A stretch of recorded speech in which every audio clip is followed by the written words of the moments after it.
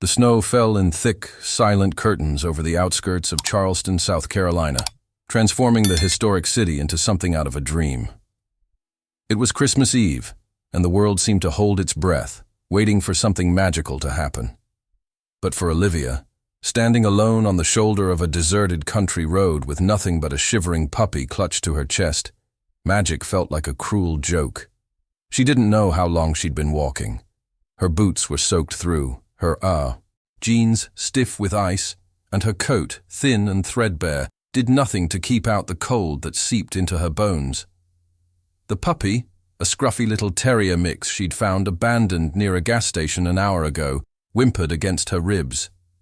She held him tighter, her fingers numb inside her wet gloves. The fog rolled in without warning, thick and disorienting, swallowing the road ahead. Olivia squinted through it, trying to find the lights of the nearest town, but there was nothing. Just white. Just cold. Just the sound of her own ragged breathing and the puppy's soft cries. She took another step forward, and her boot hit a patch of black ice she couldn't see through the snow. Her foot flew out from under her, and she went down hard, her shoulders slamming into the frozen asphalt. The puppy yelped, scrambling in her arms, but she held on even as pain shot through her skull. The world tilted, spinning, and then everything went dark. The screech of tires cut through the fog like a scream. Alexander Hunt slammed on the brakes, his Aston Martin fishtailing on the icy road before skidding to a stop just feet from where a figure lay crumpled on the ground. His heart pounded in his chest, adrenaline flooding his system as he threw the car into park and jumped out into the freezing night. He saw her immediately. A woman, red hair spilling across the snow like blood, her body utterly still, and in her arms, a tiny dog, shaking but alive. Jesus Christ, he muttered, dropping to his knees beside her. He pressed 2 fingers to her neck, searching for a pulse, and relief flooded him when he felt it, steady, but weak. "Can you hear me?" She didn't respond. Her skin was pale, her lips tinged blue. Hypothermia. He'd seen it before, growing up in Minnesota before his family moved south. She didn't have much time. Alexander didn't hesitate. He scooped her into his arms, careful not to jostle her head in case of injury, and carried her to the passenger seat of his car. The puppy squirmed but stayed tucked against her chest. He turned the heat up full blast, grabbed a cashmere blanket from the back seat, and wrapped it around her before sliding behind the wheel. His estate was only 10 minutes away. He drove faster than he should have, his eyes flicking between the road and the woman beside him. She was young, mid-20s maybe, with delicate features and a sprinkling of freckles across her nose. Even unconscious and half-frozen, there was something about her that made him unable to look away. He shook his head, annoyed with himself. This wasn't the time. She needed help, not his distraction. The gates to his property swung open as he approached, the long driveway lined with lights that glowed softly through the fog. The house loomed ahead, a sprawling mansion of brick and white columns that had been in his family for 3 generations.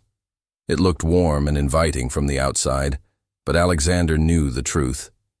It was a mausoleum, a beautiful, expensive prison. He parked and carried the woman inside, calling for his housekeeper. "Margaret, I need hot water, blankets, and the first aid kit. Now." Margaret appeared within seconds, her eyes widening as she saw the woman in his arms. "Mr. Hunt, what happened? I nearly hit her on the road. She's hypothermic. Prepare the guest room and run a warm bath, not hot. We need to bring her temperature up slowly." Margaret nodded and disappeared down the hall. Alexander carried the woman upstairs, the puppy, still clutched in her arms, and laid her gently on the bed in the largest guest room. He pried the dog from her grip, setting him on the floor where he immediately curled into a ball and began removing her wet coat and gloves. Her hands were ice. He rubbed them between his own, trying to generate warmth, and noticed the raw, cracked skin, the fingernails bitten down to the quick. She'd been struggling for a while, he realized. This wasn't just a woman caught in a snowstorm. This was someone at the end of her rope. Margaret returned with towels and blankets. "The bath is ready, sir. Should I undress her?" Alexander hesitated. Every instinct screamed at him to stay, to make sure she was okay, but he knew it wasn't appropriate. "Yes. Be gentle. Call me if she wakes up, or if there's any change." He left the room, closing the door behind him, and stood in the hallway with his hands pressed against his face. His heart was still racing, but not from fear anymore. From something else, something he didn't want to name. Downstairs he poured himself a whiskey and stared out the window at the falling snow. His phone buzzed on the table. A text from his wife, Victoria. "Still in Aspen. Don't wait up. Might stay through New Year's." He didn't respond. He hadn't responded to her in weeks. Their marriage had been over long before it officially ended. Victoria had married him for his money, his name, his status. He'd married her because it was expected, because she fit into the world. He'd built because at 38 he was tired of being alone. But fitting in and being happy were two very different things.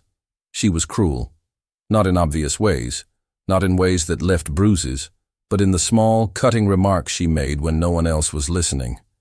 The way she belittled the staff. The way she dismissed anything that didn't serve her directly.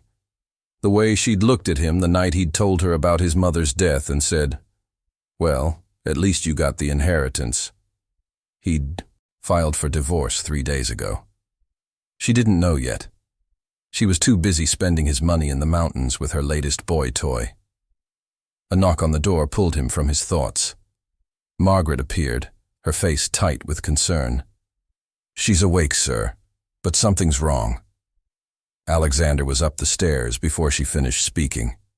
He burst into the guest room and found the woman sitting on the edge of the bed, wrapped in a thick robe that swallowed her small frame. Her red hair hung in damp waves. Around her face and her eyes, wide and green as sea glass, stared at him with a mix of confusion and fear. "Who are you?" she whispered. He stopped, his hand still on the doorknob. "My name is Alexander Hunt. I found you on the road. You collapsed." She blinked, her brow furrowing. I don't remember." "You hit your head. Do you remember your name?" She opened her mouth, then closed it. Her hands twisted in the fabric of the robe, and her breathing quickened. "I don't know. I can't remember anything." Alexander felt the floor shift beneath him. He moved closer, slowly, like he was approaching a frightened animal. "It's okay. You're safe here. Do you remember anything? Where you were going? Where you're from?" She shook her head, tears welling in her eyes. "No, nothing. Just the snow and the cold and—" Her gaze darted around the room, panicked. "Where's the dog?" "He's here." Alexander pointed to the corner where the puppy was curled up on a pile of towels. "He's fine. You held onto him the whole time." She exhaled, some of the tension leaving her shoulders. "Okay, that's good. What's the last thing you remember?" She closed her eyes, concentrating. "Walking. I was walking. It was so cold. And I had him." She gestured to the puppy. "I found him somewhere. Someone left him, and I couldn't leave him." "So you don't remember your name, where you live, who your family is?" She shook her head again, and a tear slipped down her cheek. "I don't remember anything. It's like there's this wall in my head and I can't see past it." Alexander sat down in the chair beside the bed, keeping a respectful distance. "The doctor will be here in the morning. Head trauma can cause temporary amnesia. It might come back in a few hours or a few days. And if it doesn't?" He didn't have an answer for that. She looked down at her hands, at the robe that clearly wasn't hers, and then back at him. "Thank you for helping me. I don't know what would have happened if you hadn't found me." You don't have to thank me. I do. Her voice was soft, but firm. Not everyone would have stopped. She was right, and they both knew it. You should rest, he said, standing. Margaret will bring you some food. If you need anything, just press the button by the bed. Wait. She looked up at him, her green eyes searching his face. What do I call you? Alexander, or Alex, if you prefer. Alexander, she repeated, testing the A name on her tongue. A small smile tugged at the corner of her mouth.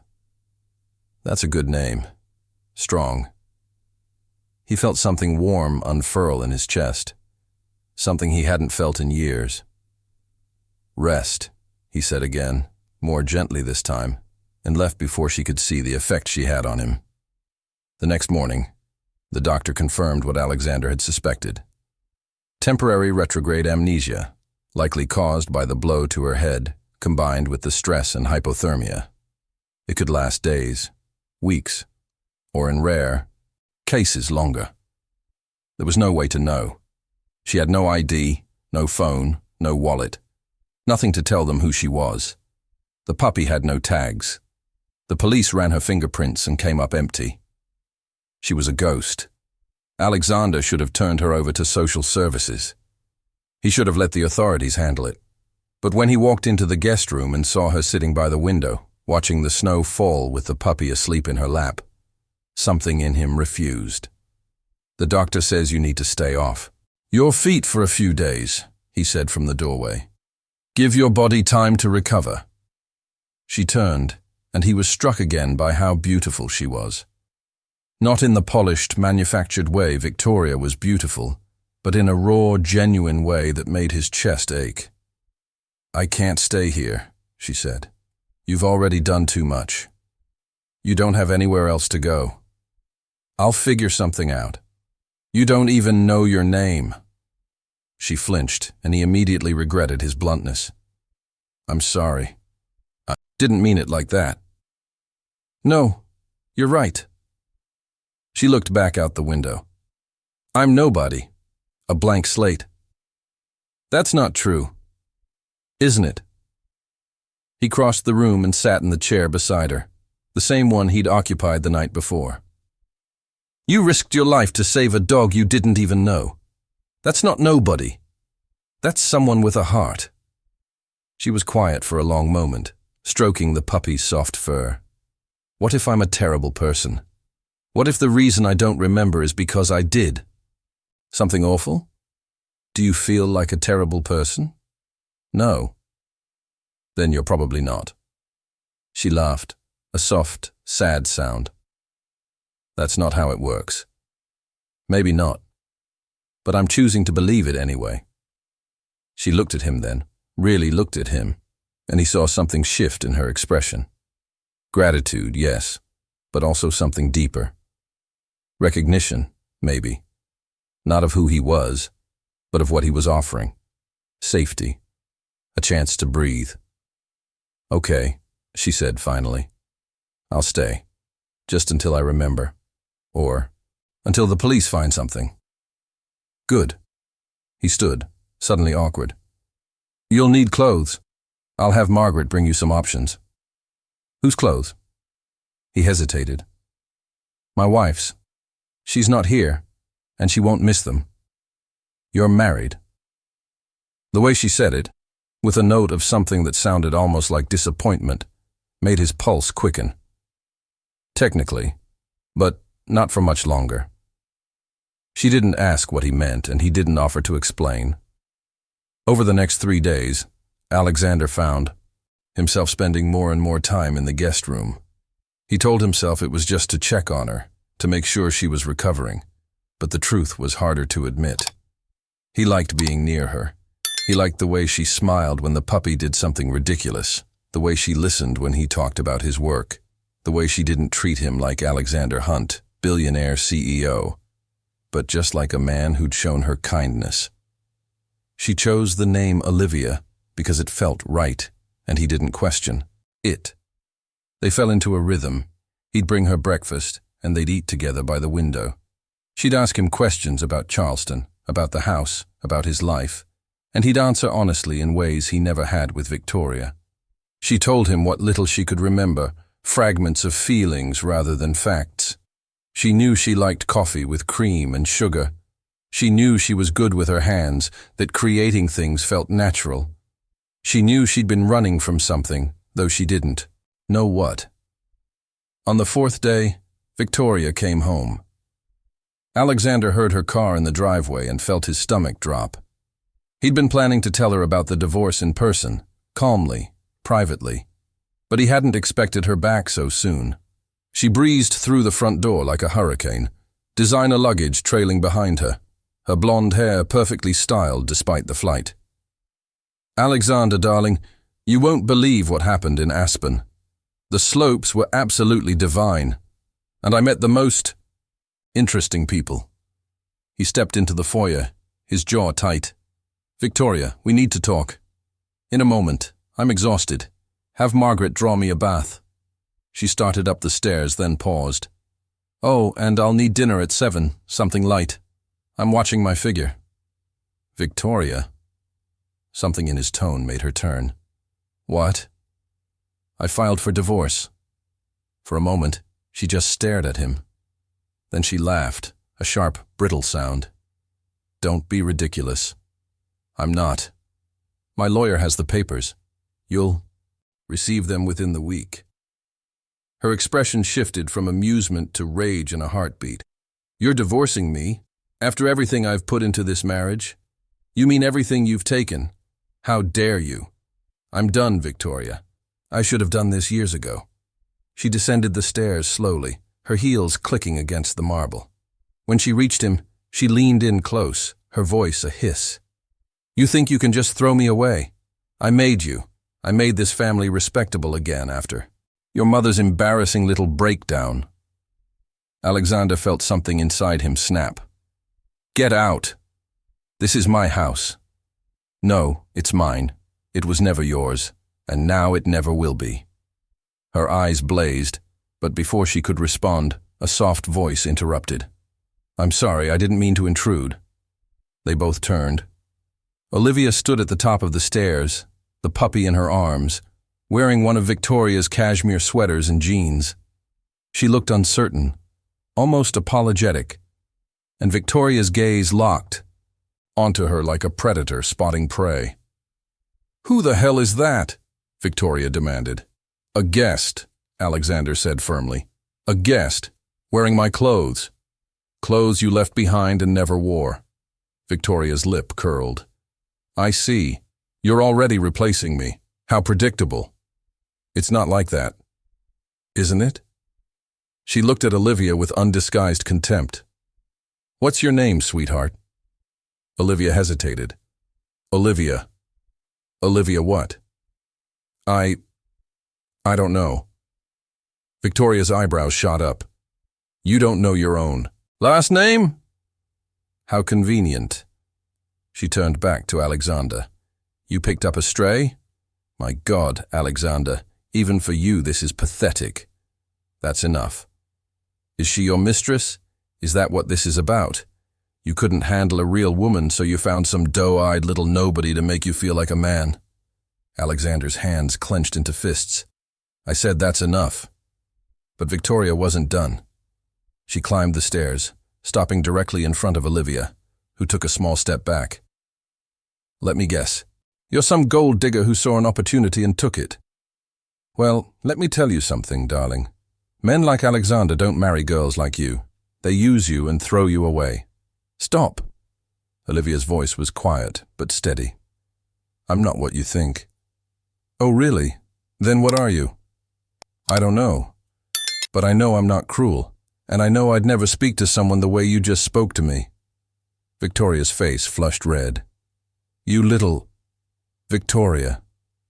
Alexander was suddenly beside them, his presence a wall between the two women. "Leave. Now, or I'll have security escort you out." For a moment, he thought she might actually strike him. But then she smiled, cold and sharp.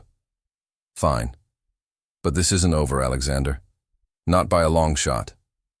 She grabbed her luggage and stormed out, slamming the door so hard the windows rattled. The silence that followed was deafening. Olivia sank down onto the top step, the puppy squirming in her arms. "I'm so sorry. I didn't mean to cause problems." Alexander sat beside her, his shoulder brushing hers. "You didn't cause anything. That's been coming for a long time. She's your wife. On paper. But she stopped being my partner years ago." "Still?" Olivia looked at him, her green eyes filled with something he couldn't quite name. "I should go. I'm only making things worse." "You're not going anywhere." "Alexander, I mean it. You have nowhere to go, no memory, no resources.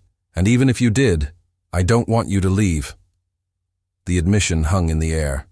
Between them, heavy and dangerous. "Why?" she whispered. "Because you make me feel alive. Because when I'm with you, I'm not the man who built walls so high no one could reach him. Because you see me, really see me, in a way no one has in years." But he couldn't say any of that. Not yet. Maybe not ever. "Because it's the right thing to do," he said instead. She didn't look convinced, but she didn't argue. The days blurred together after that. Victoria's lawyer contacted Alexander's, and the divorce proceedings began in earnest. It was ugly, as he'd known it would be. She wanted the house, half his assets, alimony that would make a judge laugh. He offered her a generous settlement just to make her go away faster. And through it all, Olivia stayed. She fit into his life in ways he hadn't expected. She spent her mornings in the library, reading everything she could get her hands on. Art books mostly, design magazines. She'd sit for hours, sketching on the notepads Margaret brought. Her brow furrowed in concentration.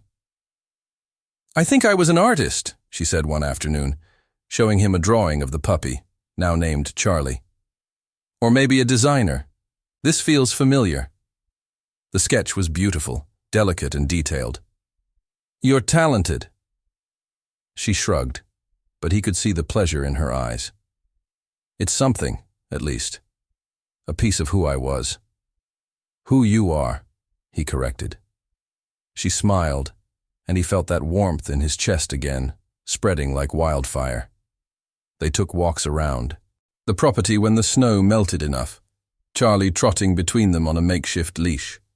Olivia would point out things he'd stopped noticing, the way the light hit the trees, the patterns of frost on the windows, the sound of the wind through the empty gardens. "It's beautiful here," she said one evening as they stood on the back terrace, watching the sun set over the rolling hills. "But it's also lonely." "I know." She looked at him, her expression soft. "Were you lonely? Before?" "Yes." "And now?" He met her gaze, and something electric passed between them. "Not as much." She reached out, her fingers brushing his hand, and he felt the touch like a brand. But before either of them could move closer, Margaret called from the house that dinner was ready. And the moment shattered. The near miss became a pattern. A lingering look across the breakfast table. His hand on the small of her back as he guided her through a doorway. Her laughter when he told a story, genuine and bright in a way that made him want to tell her every story he knew. But they never crossed the line. He was still technically married. She still didn't know who she was. And both of them were terrified of what it would mean if they admitted what was growing between them. 2 weeks after Olivia's arrival, the call came. Alexander's private investigator had been discreetly searching for any information about her, checking missing persons reports, running facial recognition, anything that might give them a clue. And finally, he'd found something. "Her name is Olivia Bennett," the investigator said over the phone. "Age 27, reported missing 3 weeks ago by a former employer in Atlanta." Alexander felt his heart sink. "What else?" "Not much. She worked as a graphic designer for a small marketing firm. No family listed in any databases, no criminal record, no social media presence. She's quiet, keeps to herself." Why was she in Charleston? I don't know. The last confirmed sighting was in Atlanta. After that, nothing until you found her. Alexander thanked him and hung up, staring at the phone in his hand. He should tell her. She deserved to know. But when he found her in the library, curled up in an armchair with Charlie asleep at her feet, he couldn't make himself say the words. "Everything okay?" she asked, looking up from her book. "Yeah, just work." She didn't believe him. He could see it in her eyes. But she didn't push. That night, he lay awake in his bedroom, staring at the ceiling. He'd crossed a line. Keeping this from her was wrong, and he knew it. But the thought of her leaving, of her going back to a life that clearly hadn't made her happy enough to stay, made something in him ache. He was falling for her. Maybe he'd been falling since the moment he found her in the snow, and that terrified him more than anything. The next morning, he made his decision. He'd tell her. But first, he'd make sure she had a choice. He'd offer her a place to stay, a job if she wanted one, a life here if she chose it. And if she wanted to leave, he'd help her do that too. He found her in the garden, kneeling in the dead flower beds with gloves on, pulling away the winter debris. Charlie dug nearby, his tail wagging. "What are you doing?" Alexander asked, stopping beside her. She looked up, her face flushed from the cold. "Margaret said these used to be beautiful. I thought maybe I could bring them back." "You don't have to do that." "I want to. I need to do something useful. I feel like I'm just floating." He knelt beside her, ignoring the cold seeping through his jeans. "I found out who you are." Her hands stilled. "What?" "Your name is Olivia Bennett. You're from Atlanta. You worked as a graphic designer." She sat back on her heels, her expression unreadable. "Do I have family?" "Not that we could find." "Friends?" "No one reported you missing except your employer." She was quiet for a long time, staring at the dirt under her fingernails. "So, I was alone." "It seems that way." "Then why did I leave? If I had a job, a place to live, why would I just walk away?" "I don't know. Maybe you were running from something. Or maybe you were running toward something." She looked at him then, and he saw tears in her eyes. "I don't want to go back." His heart clenched. "You don't have to. I don't remember that life. It doesn't feel like mine anymore. But this—" She gestured around them, at the garden, at the house, at him. "This feels real." "Then stay." "Alexander, I'm serious. Stay. We'll figure out the rest." "Your divorce is almost finalized. Victoria signed the papers yesterday." Her eyes widened. "She did?" "She got what she wanted. A large settlement and the satisfaction of telling everyone I'm the villain. I don't care. It's over." "But what about me? What would I even do here?" "Whatever you want. If you want to design, I'll set up a studio. If you want to work for my company, I'll hire you. If you want to spend your days gardening and painting, you can do that too. You can't just give me a life. I'm not giving you anything. I'm offering you a choice." She shook her head, overwhelmed. "Why? Why are you doing this?" "Because I love you." The thought hit him like a freight train, so clear and undeniable that he almost said it out loud. But he caught himself. It was too soon. Too much.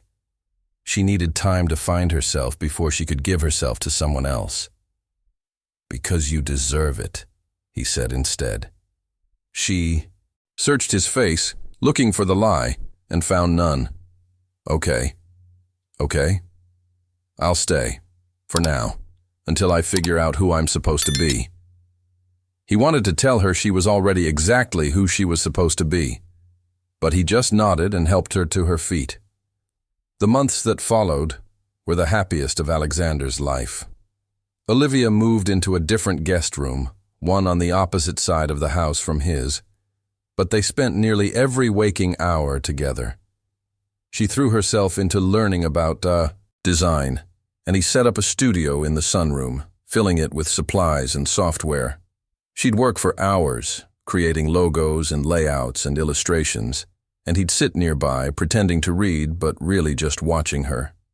She brought the garden back to life, planting flowers that bloomed in defiance of the early spring cold. She adopted Charlie officially, getting him a collar with his name engraved. She laughed more, smiled more, and slowly, the haunted look in her eyes faded. And Alexander changed too. He left work earlier. He took weekends off. He stopped seeing his life as something to endure and started seeing it as something to live. They still didn't talk about what was between them. But it was there, in every shared glance, every accidental touch, every moment when the air seemed to crackle with unspoken words. Until the night of the gala. Alexander's company was hosting a charity event, a black tie affair at one of Charleston's most prestigious venues. He'd planned to go alone. But Olivia had surprised him. "Take me with you," she'd said. "You don't have to do that." "I want to. I've been hiding here for months. It's time I stepped back into the world. And besides, you shouldn't have to go alone." So he'd arranged for a dress, a stunning emerald green gown that matched her eyes, and when she came down the stairs that evening, his breath caught in his throat. She was radiant.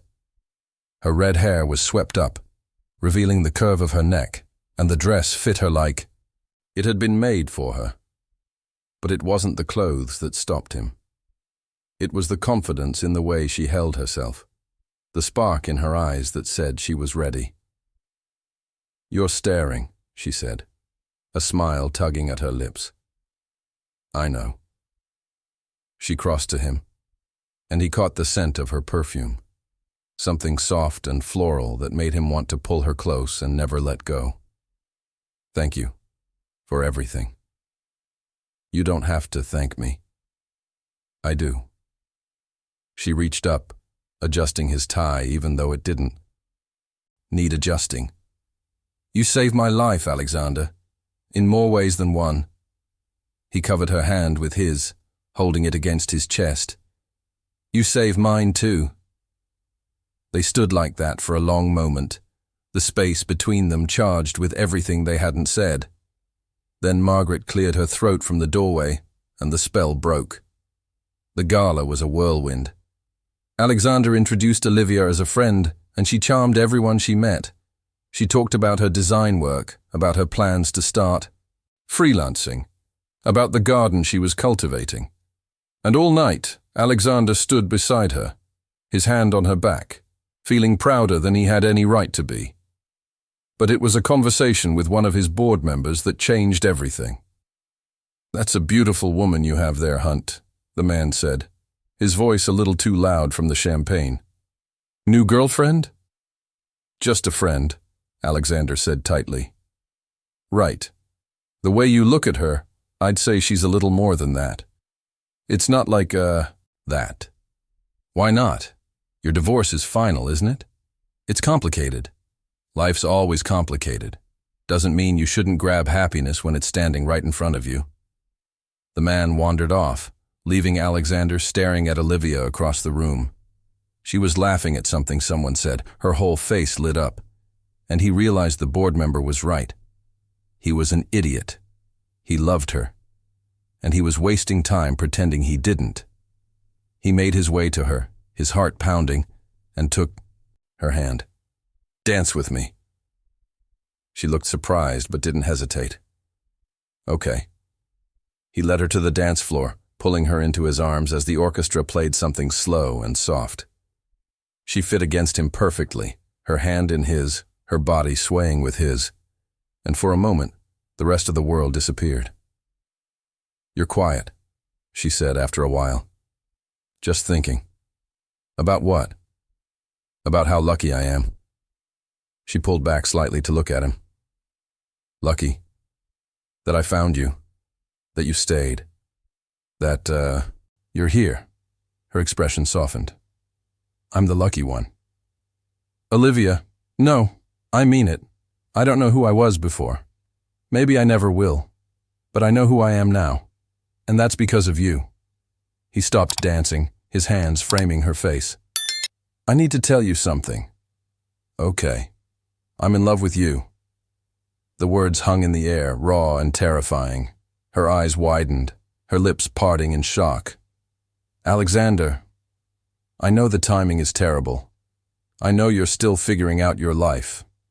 But I can't keep pretending I don't feel this. I love you. And if you don't feel the same way, I'll respect that. But I needed you to know. She didn't speak. She just stood there, staring at him, and he felt his heart begin to crack. Then she kissed him. It wasn't tentative or careful. It was fierce and desperate, her hands fisting in his jacket, pulling him closer. He responded instantly, his arms wrapping around her, lifting her off the ground as he kissed her back with everything he had. The room around them erupted in applause, but he didn't care. All he cared about was her, the taste of her, the feel of her, the way she clung to him like he was the only solid thing in a spinning world. When they finally broke apart, both of them breathing hard, she rested her forehead against his. I love you too. You do? Of course I do. I think I've loved you since the night you carried me out of the snow. He kissed her again, softer this time, savoring it. Then let's go home. Yes. They left the gala, without saying goodbye to anyone, practically running to the car. The drive back to the estate felt like an eternity, and the moment they were inside, he pulled her into his arms again. Are you sure about this? He asked, his voice rough. I've never been more sure of anything. He kissed her slowly, reverently, pouring every ounce of love he felt into it, and when she kissed him back with the same intensity, he knew she meant it. That night, they didn't sleep. They talked, whispered, confessions and promises in the dark, held each other like they were afraid the other would disappear. And when the sun came up, they were still tangled together, Charlie curled up at the foot of the bed. I want to marry you, Alexander said, as the morning light streamed through the windows. Olivia propped herself up on one elbow, her hair a wild tangle around her face. You just got divorced.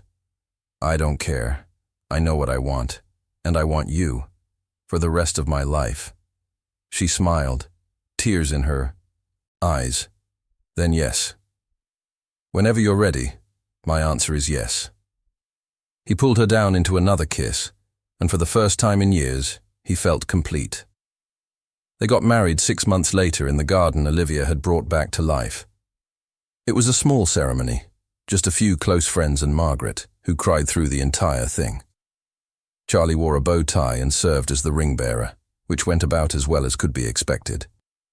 Victoria sent a scathing email the day the announcement went out, but Alexander deleted it without reading past the first line. She was the past, Olivia was the future, and what a future it was. Olivia's design business took off.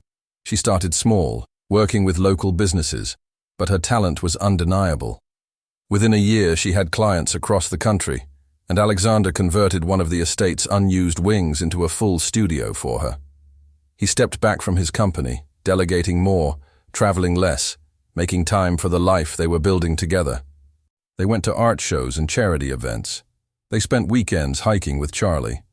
They cooked dinner together, even though neither of them was particularly good at it. They laughed more than he thought was possible. And when Olivia told him she was pregnant, he cried.